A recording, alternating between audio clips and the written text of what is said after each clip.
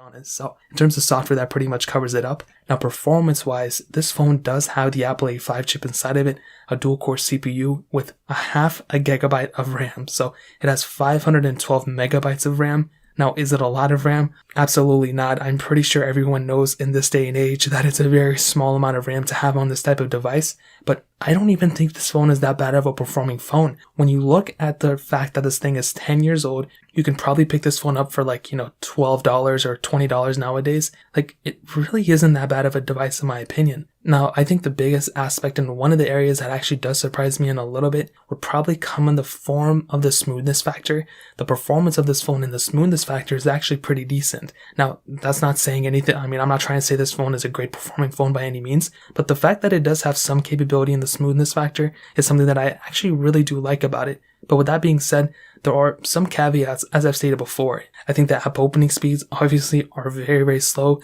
It's extremely slow when it comes down to actually opening up apps and all that other stuff. And also, to be honest, when it comes down to even playing games and, opening up Snapchat and stuff like that, some apps aren't even being able to be open on these type of softwares anymore because it's very outdated. When you have Real Racing 3 and other games you try to play, this isn't necessarily a super compatible phone with those apps either. So you're going to have to download super old versions of those games, or you're just not going to be able to download them at all because, like I stated before, iOS 9 is many, many years old, and most manufacturers just don't want to support their apps on a game, on a software that's completely outdated. So you're going to run into a lot of problems. Even if the performance on this phone was perfect, again, you're going to run into another problem when it comes down to app supportability. So I think in terms of performance, nobody's planning on using this phone anymore.